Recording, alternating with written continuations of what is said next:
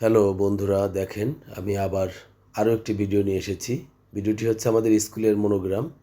আমাদের স্কুলে যত মনোগ্রাম আছে সব মনোগ্রামই আমি আমার নিজের হাতেই তৈরি করি। বেশিরভাগ মনোগ্রামগুলো ককশিট দিয়ে তৈরি করি।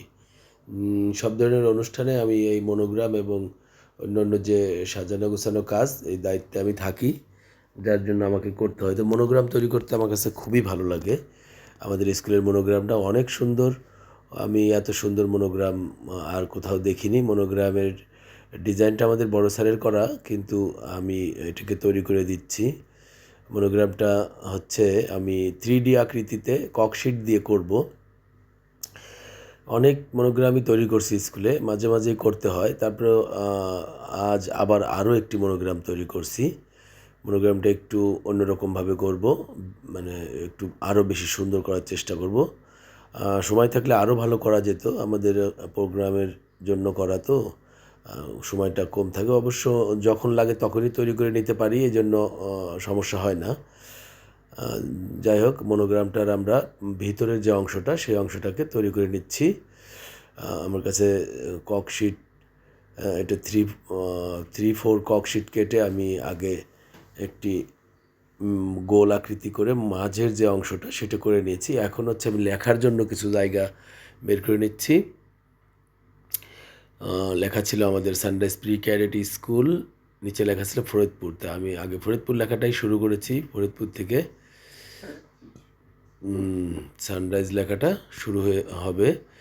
আমাদের লেখাটা নীল রঙের একটা চিকন তুলি দিয়ে লেখার চেষ্টা করছি। অনেক দিন লেখার অভ্যাস নেই।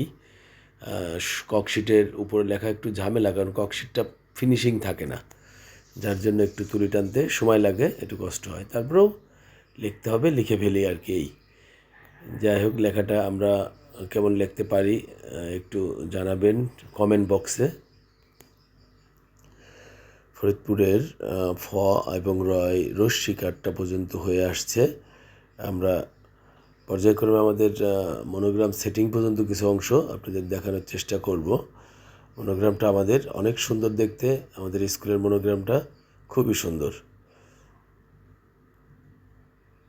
ফরিদপুর লেখা আমাদের ইতিমধ্যে শেষ। আমরা এই ফরিদপুর লেখা হয়েছে ককশিটের উপরে, এইটাকে আমরা কি করব, আবার চিকন করে কেটে নেব ছুরি দিয়ে। আচ্ছা, এখন আমরা একটা স্টার এঁকে নেব। আমাদের মনোগ্রামের পাশে আবার 2টা স্টার আছে, স্টারটা তৈরি করে নেব। আমি নিজে একটা কম্পাস তৈরি করে নিয়েছি, গোল আকৃতি করে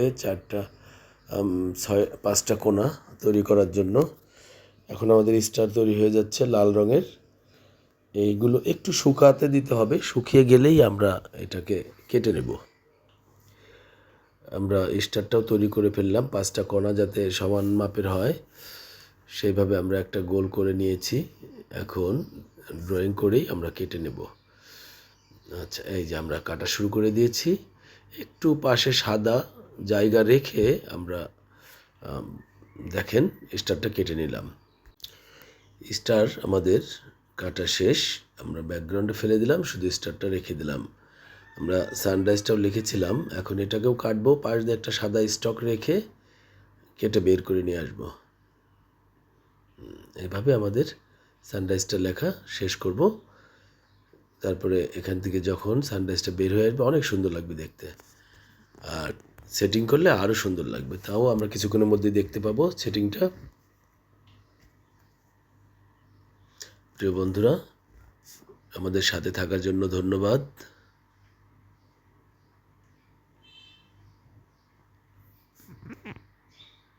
আমাদের সানরাইজ লেখাটাও কাটা হয়ে গিয়েছে, এখন বের করে নেব আমরা। আস্তে আস্তে বের করে নিচ্ছি। আমাদের সানরাইজ লেখা শেষ। ছোটোখাটো 2-1 জায়গায় ডিস্টার্ব থাকতে পারে হাতে কাটা, সেটাকে আমরা এখন ঠিক করে নিলাম। সানরাইজ কাটা শেষ এবং সবই শেষ। আমরা ব্যাকগ্রাউন্ডের সেটিংয়ে চলে গেলাম। এখন এটা সেটিং করব মাপঝোপ দিয়ে, তারপর আস্তে আস্তে কেমন হয় এটা দেখব। এখন আমরা মনোগ্রাম সেটিং করছি, দেখেন আমরা আগেই 2টা সার্কেল কেটে রেখেছিলাম, একটা ছোট একটা বড়, একটা নীল রং করে রেখেছিলাম আর একটা হলুদ রং করে রেখেছিলাম। আর এখন আমরা মনোগ্রামটা এখানে টুকরা টুকরা করে কেটে রেখেছিলাম, এখন এটা জয়েন্ট করব। দেখেন আমাদেরকে অনেক অংশটাই হয়ে আসছে